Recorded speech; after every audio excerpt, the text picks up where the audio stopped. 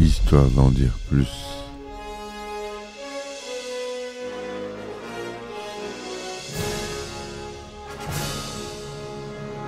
Eh ben attendez, on est en France. Allez, cul sec. Hop.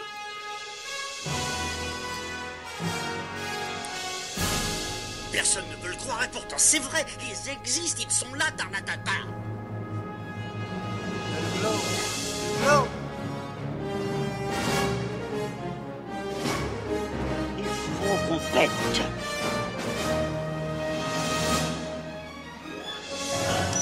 Voyons, circuit branché, convecteur temporel temporisé. Bonjour, bienvenue sur Histoire d'en dire plus. Aujourd'hui, on parle d'un film du réalisateur M. Night Shyamalan. C'est dur à dire. Un film, pas son premier film, mais un film que j'ai vu récemment et je voulais en parler. C'est Split. Allez, c'est parti, mon kiki. Split.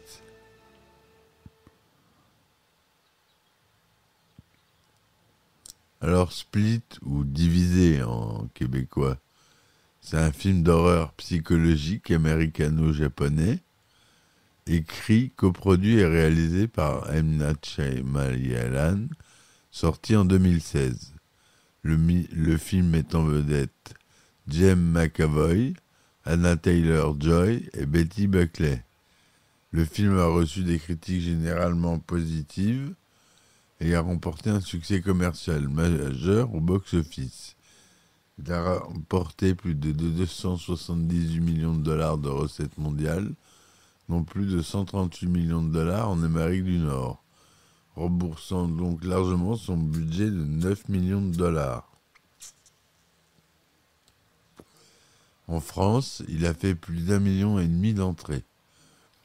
Le film se déroule dans le même univers que le film Incassable, du même réalisateur, sorti en 2000, sur lequel je ferai un épisode.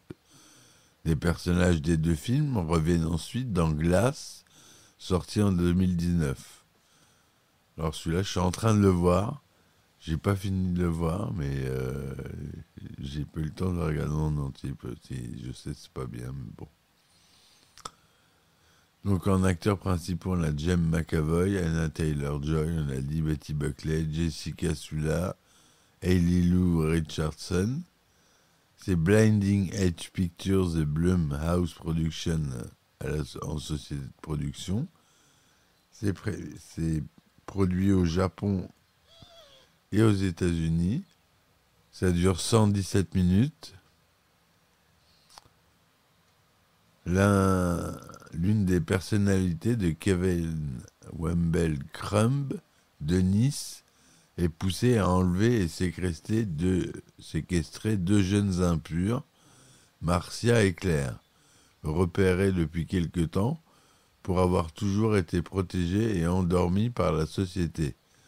Denis considère les impurs comme étant destinés à nourrir la bête, une 24e personnalité sommeillant en Crumb. Crumb qui souffre d'un trouble dissociatif de l'identité, c'est-à-dire qu'il a plusieurs identités, 23 personnalités différentes,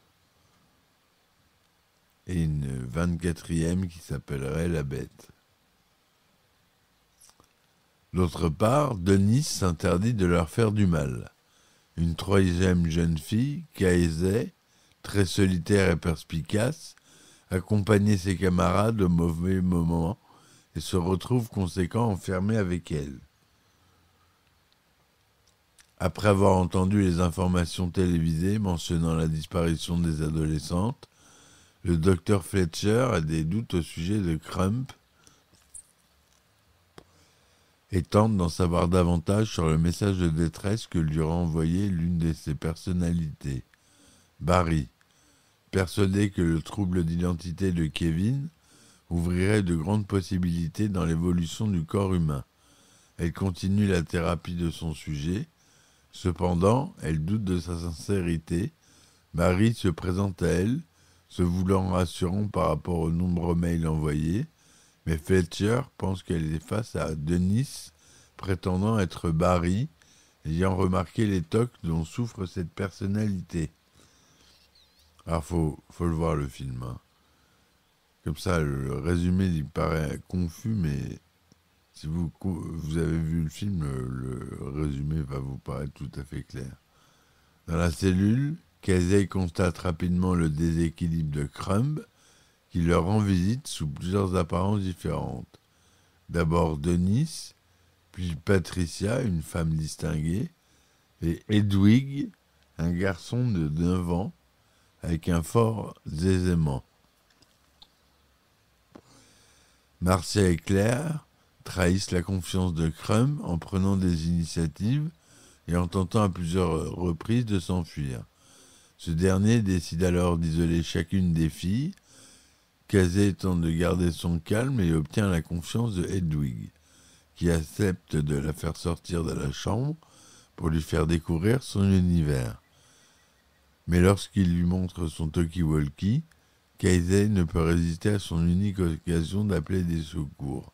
Cependant, la communication qu'elle obtient avec un employé du zoo de Philadelphie, dans lequel Crumb travaille, demeure sans suite, et Patricia, une autre personnalité de Crumb, reprend le contrôle en enfermant à nouveau la jeune fille. Le docteur Fletcher, après avoir reçu plusieurs mails d'appel à l'aide de Barry, commence à comprendre que Dennis, Patricia et Hedwig ont pris le dessus sur les autres personnalités de Kevin, les trois étant convaincus de l'émergence imminente de la bête. Elle décide de se rendre chez son patient, dans les locaux de la maintenance du zoo où il vit. Parvenant à s'isoler pour quelques minutes, mais on s'en rend compte qu'à la fin qu'elle habite dans un zoo. C'est très bien fait. Le docteur en profite pour chercher une autre présence éventuelle dans les locaux. Elle déverrouille une porte fermée par un loquet et découvre Claire, très affaiblie. Le docteur est atterré, mais Crumb la neutralise. Il laisse la bête prendre possession de lui-même et modifier sa physiologie. Après avoir tué Fletcher en lui brisant les côtes, il se rend auprès de Claire et Marcia pour les dévorer. Casey, qui est parvenu à s'échapper de sa cellule, aperçoit furtivement la scène et prend fuite. Un dernier message laissé par Fletcher permet à Casey de faire ressortir brièvement la personnalité de Kevin,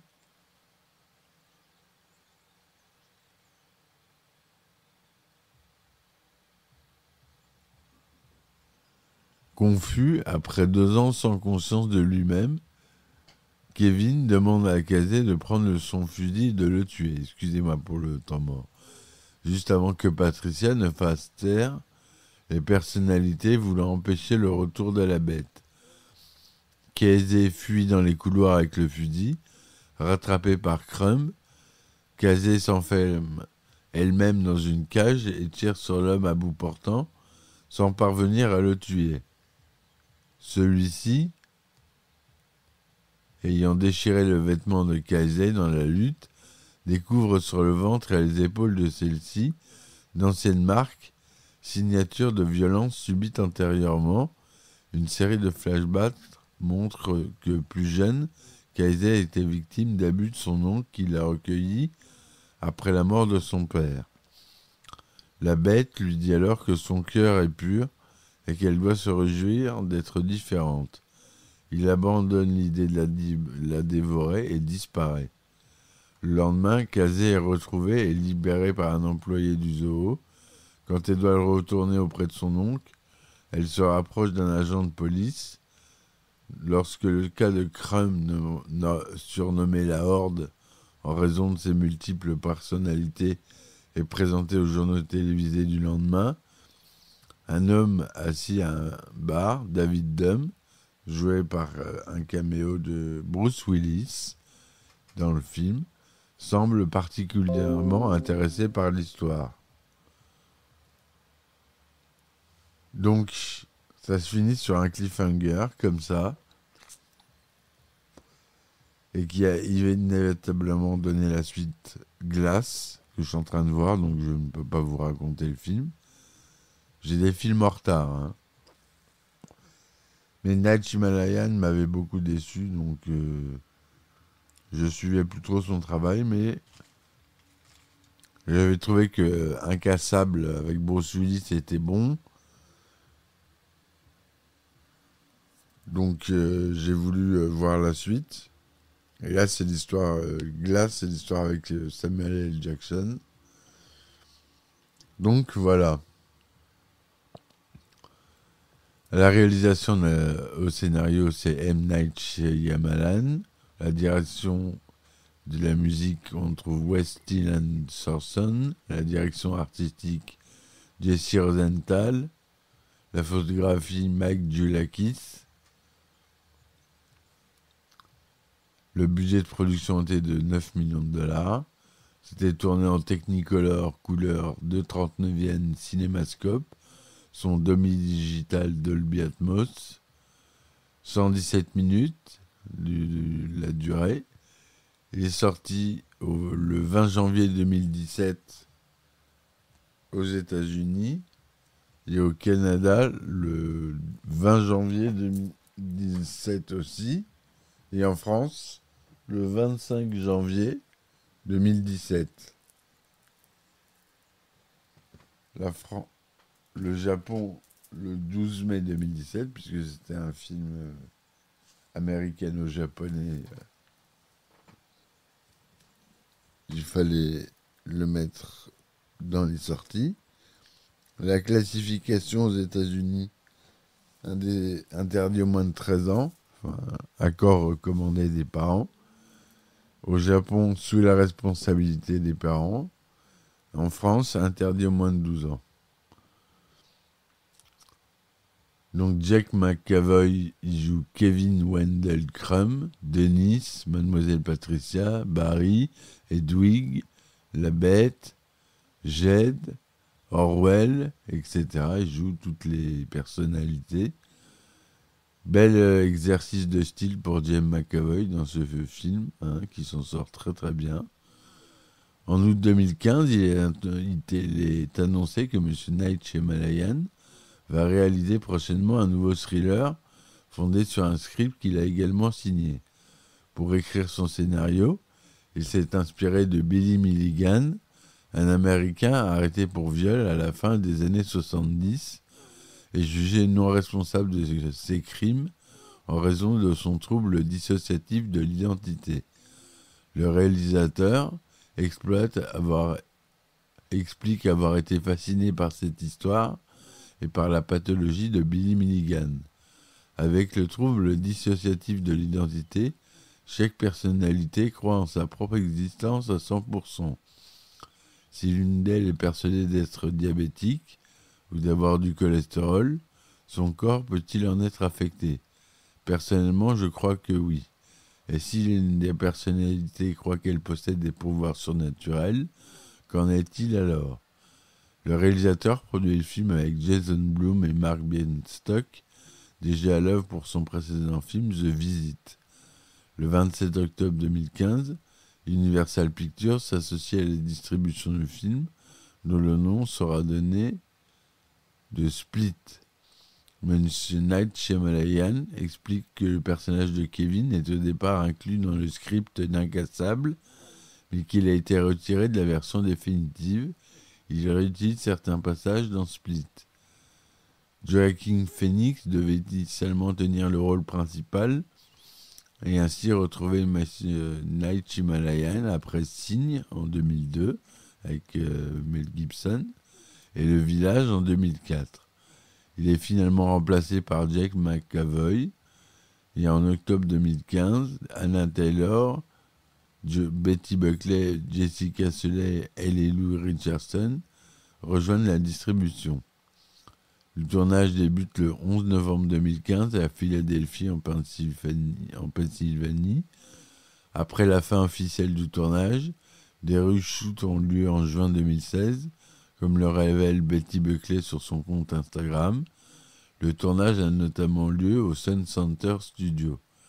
La musique du film est composée par, comme on l'a dit, Wes Dylan Thornton. Le titre Vision du film Incassable, composé par James Newton Howard, peut être également entendu à la fin du film. Split a reçu des critiques généralement positives. Sur Rotten Tomatoes, il a 78% sur 210 avis, avec une note moyenne de 6,4 sur 10. Metacritic lui donne 62% sur 47 critiques. Et Allociné, 3,7 sur 5 sur 27 critiques. Côté presse, les avis sont majoritairement positifs. Pour les Inrocks, Split est un chef-d'œuvre sur le retour du refoulé qui vise juste à la fois émotionnellement et politiquement. Pour Le Monde, le film démontre un cinéma qui cache et révèle à la fois défini comme la plus envoûtante et redoutable puissance d'illusion et de vérité que l'esprit humain ait jamais conçue. Plus nuancé, le Nouvel Obs estime que Shyamalan se regarde faire, surfant sur sa légende plus qu'il ne se réinvente. Pour le box-office, les États-Unis a fait un bon démarrage lors de son premier jour où il rapporte 14 626 000 $, pour un total de 51 millions de recettes au bout d'une semaine d'exploitation. Il termine son exploitation au bout de 15 semaines à la date du 4 mai 2017, avec un total de 138 291 000 $ sur le box-office américain. Dans le reste du monde, le film a rapporté 278 454 000 $ de recettes. En France, il termine sa première journée avec un total de 87 000 entrées, pour un cumul de 594 000 entrées au bout d'une semaine d'exploitation. Il termine son exploitation au bout de 14 semaines, le 30 mai 2017, avec 1 782 000 entrées. Split a soulevé la controverse pour la stigmatisation de la maladie mentale. L'association australienne pour la santé mentale, SANE, a déclaré « Des films comme celui-ci vont renforcer une idée fausse et stéréotypée selon laquelle les personnes vivant avec une maladie mentale complexe sont intrinsèquement dangereuses et violentes. La Société internationale pour l'étude du trauma et de la dissociation a publié un communiqué démystifiant le stéréotype des patients présentant un trouble dissociatif de l'identité. On appelle ça du TDI. Dangereux et critiquant même la manière dont le film a été tourné au détriment d'une population vulnérable qui se bat pour être reconnue et recevoir le traitement efficace qu'elle mérite. Plusieurs individus ayant un TDI se sont élevés contre le film et son marketing pour la représentation des multiples personnalités comme effrayantes et ou violentes, notamment dans une lettre ouverte au réalisateur. Dans son article paru dans The Guardian, Steve Rose a cité Simone Reinders, neuroscientifique étudiant le TDI au King's College de Londres, en collaboration avec des universités néerlandaises, qui a déclaré « Des films comme Split peuvent être extrêmement dommageables. Ils donnent l'impression que les patients avec un TDI sont extrêmement violents et enclins à faire de mauvaises choses. C'est en fait faux et cela déforme énormément ce trouble psychiatrique. Les personnes avec un TDI n'ont certainement pas tendance à être violentes, mais plutôt à cacher leurs problèmes de santé mentale. Je suis très préoccupé par les effets que le film aura sur les patients avec un TDI et par la manière dont le grand public les verra maintenant. Il existe déjà beaucoup de stigmatisation et de scepticisme concernant ce trouble spécifique. Entre 2016 et 2018, Split a été sélectionné 33 fois dans diverses catégories et a remporté 9 récompenses. Prix de la meilleure bande-annonce et prix de la meilleure affiche d'un thriller. Prix Frightmeter du meilleur acteur pour Jack McIver et de la meilleure actrice dans un second rôle pour Betty McBuckley.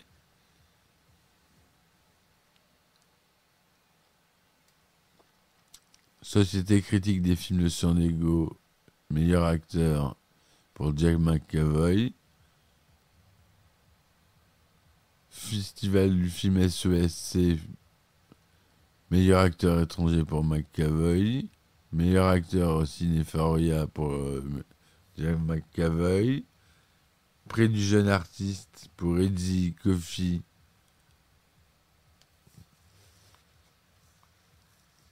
Ensuite, Société du critique cinéma d'Hawaï. Prix du meilleur acteur pour James McAvoy. Le film se termine par l'apparition de Bruce Willis qui reprend son personnage de David Gunn, présent dans Incassable en 2000. Cette scène permet de situer les deux films dans le même univers narratif. Mr. Night Shyamalan a dû demander l'autorisation d'utiliser le personnage à Walt Disney Pictures, qui détient les droits d'Incassable. Le réalisateur a ainsi rencontré le PDG de Walt Disney Pictures, Shane Bailey.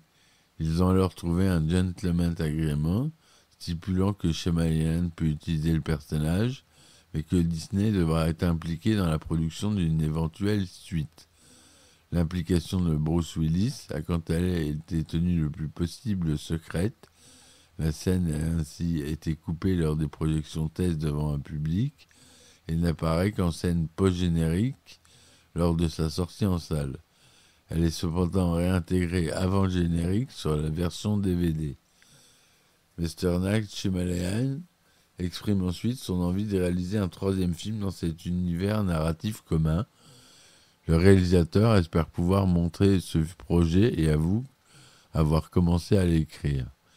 Il explique par ailleurs la scène finale de Split qui fait le lien avec Incassable, où David Dunn comprend enfin qu'il y a vraiment des gens avec des super pouvoirs, comme lui avait été révélé par Elijah Price, Samuel L. Jackson dans Incassable. Disney, société productrice d'Incassable via sa filiale Touchstone Pictures, devrait collaborer avec Universal pour ce film. Plus tard dans l'année, Mr. Night Shyamalan a annoncé que ce troisième film, intitulé Glass, sort en 2019. En avril 2017, le réalisateur confirme que Bruce Willis, Samuel L. Jackson, James McAvoy et Anna Taylor-Joy y reprennent leurs rôles respectifs. Et donc je vous ferai la critique de ce film dès que j'aurai fini de le voir. Voilà. J'espère que cette critique vous aura plu. C'est un super film qui a beaucoup d'aspects différents. Je vous conseille de le voir vivement.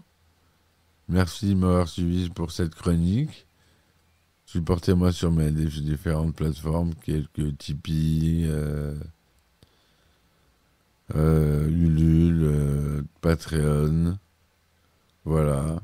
Laissez des commentaires, laissez des likes. Merci bien. À bientôt. Et ciao, ciao. Histoire d'en dire plus.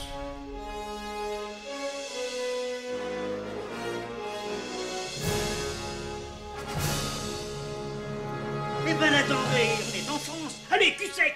Hop.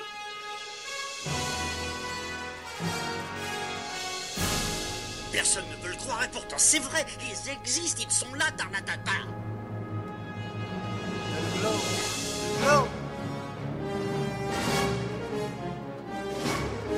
Il faut qu'on pète.